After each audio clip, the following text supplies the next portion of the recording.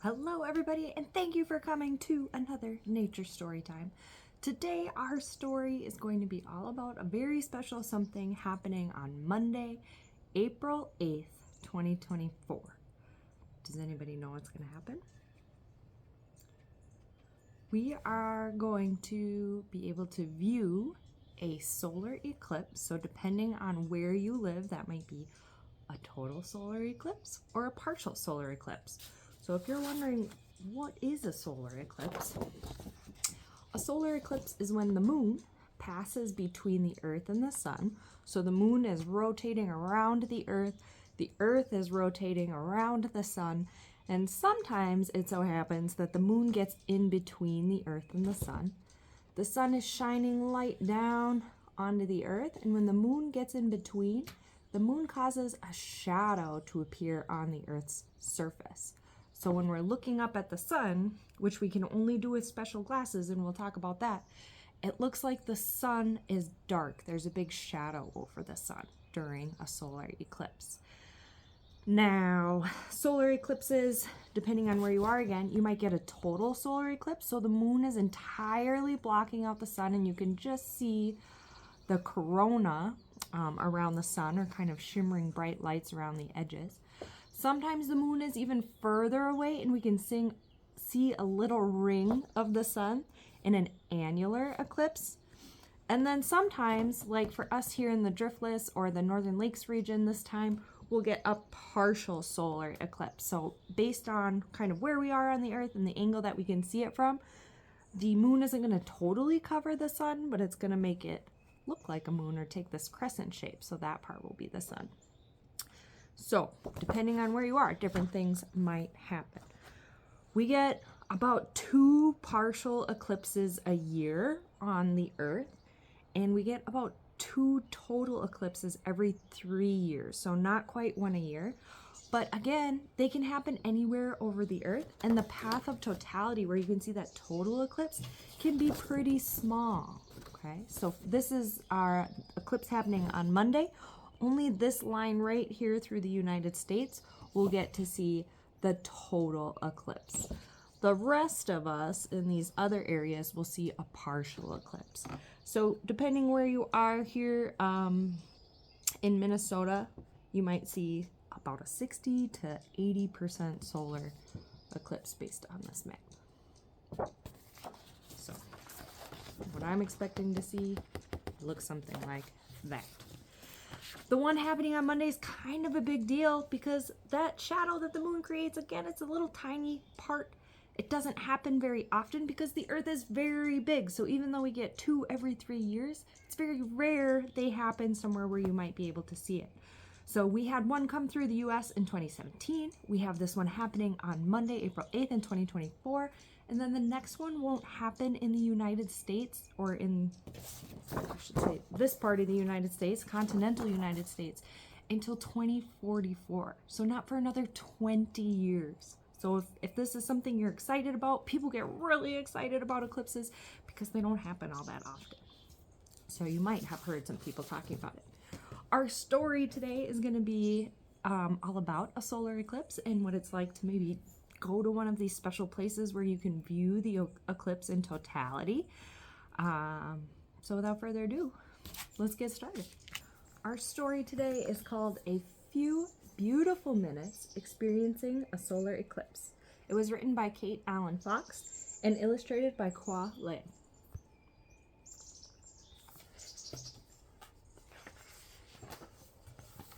Even the animals are interesting. Under a broad blue sky, from coast to coast, we gather for a rare illusion. A total solar eclipse, when the sun vanishes into thin air for a few beautiful minutes. In the endless expanse of space, the universe prepares for a show, one the sun and the moon have given us since the dawn of time. They find their places as the performance begins. The sun, forever the star, beams vast and vibrant, her stage unchanged. So we see the sun, the earth, And here comes the moon getting in between the sun and the earth. But the moon has already begun, gliding, sliding, slipping into the spotlight to steal the sun's glory for a few beautiful minutes. So you can't look directly at the sun, right? That would hurt our eyes. The sun's very powerful. So they've made their own solar eclipse viewer. And we'll learn more about that in the back of the book. Little by little, she hides the sun.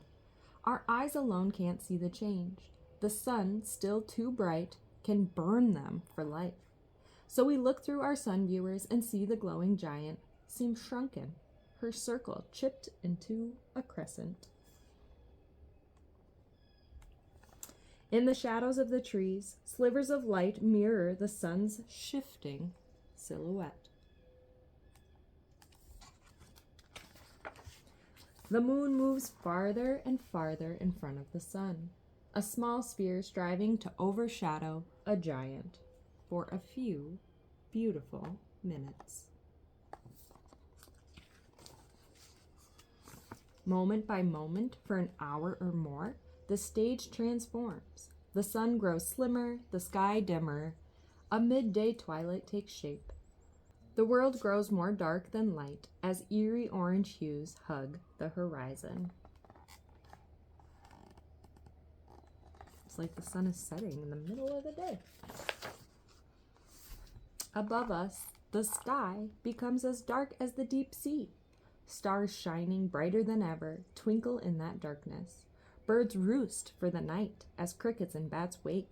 Temperatures plummet as the chill of night nips our ears. In the cold, in the dark, in anticipation, we wait for those few beautiful minutes.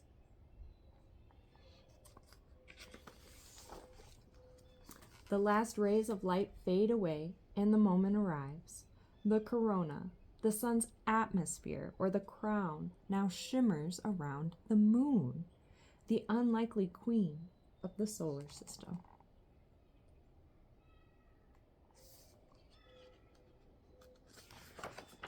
The corona's lightning-like tentacles grasp at space. Their glow dances in our eyes.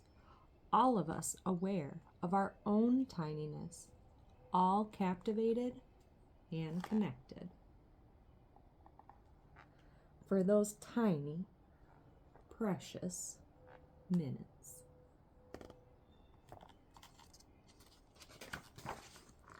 In the crowd is one tiny, precious you.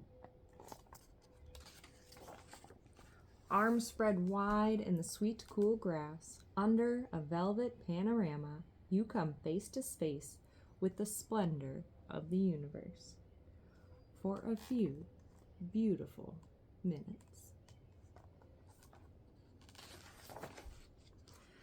But it cannot last. All shows must end. The moon glides on, the sun reemerges, reclaiming her daytime throne. So we see the moon is moving this way, now it's sliding off the other side, and the sun is starting to reappear. As light creeps back to earth, we look around at one another. Once strangers, now we are friends. People who, together, glimpsed the extraordinary. Speechless, we smile, we hug and high-five, and we remember all that we saw.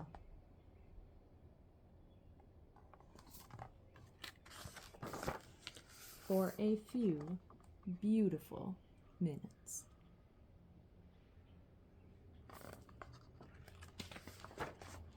All right, there's a little bit more information in the back that I'll read through. What is a solar eclipse? A total solar eclipse occurs when the sun, moon, and earth line up perfectly so that the moon appears to block all of the sun's light from certain places on earth. Though the sun is about 400 times wider than the moon is about 400 times closer to earth, allowing it to sometimes block out the sun. The places on earth where people can see a total solar eclipse, called the path of totality, so that's the path I showed you on that map that's going right through the United States in a couple days, can stretch for thousands of miles in a narrow band. The totality, or time of total darkness, will last about 4 minutes in most places. While total solar eclipses are visible from someplace on Earth about once every 18 months, they only happen about once every 400 years in the same place. So the people who get to see in the path of totality this eclipse coming, it probably won't happen again for them for another 400 years. And that's why people get so excited when they have an opportunity to see this. A total solar eclipse will be visible in parts of North America on April 8th, 2024.